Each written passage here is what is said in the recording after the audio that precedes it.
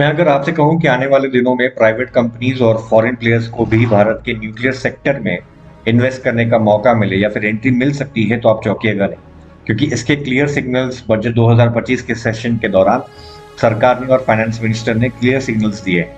चलिए आज समझते हैं कि ऐसा क्यों किया जा रहा है और इसके बेनिफिट्स क्या हो सकते हैं, या फिर हमारे जो सवाल है वो आपके सामने हम रखना चाहेंगे।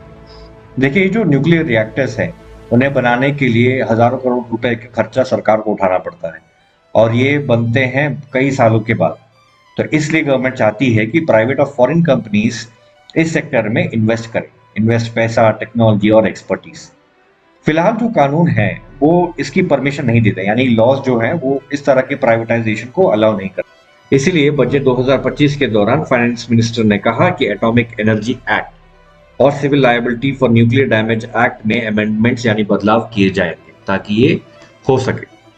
ये जो civil liabilities for nuclear damage act है वो 2010 में बनाया गया था, ताकि अगर किसी न्यूक्लियर पावर प्लांट में एक्सीडेंट हो जाए तो उसका जिम्मेदार कौन होगा ये क्लियरली एस्टैब्लिश किया जा सके, और जो मुआवजा मिलेगा वो कैसे दिया जाएगा ये भी क्लियरली मेंशन है।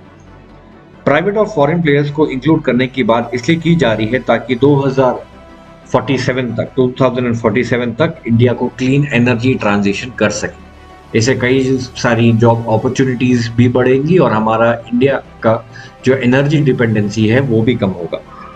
वर्ल्ड न्यूक्लियर न्यूज के अनुसार 6 प्राइवेट कंपनीज हैं जिन्होंने इस पे इंटरेस्ट दिखाया है। कंपनीज के नाम है Reliance industries, Adani power limited, Jindal steel and power and Tata power.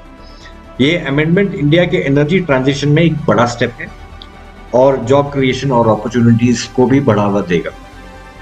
सवाल ये है कि क्या हम इतनी सेंसिटिव टेक्नोलॉजी में प्राइवेट और फॉरेन प्लेयर्स को एंट्री देने के लिए रेडी, और अगर हैं तो हमारी सेफ गार्ड्स क्या होंगे? अपने थॉट्स कमेंट्स पे जरूर लिख के बताएं। Thank you.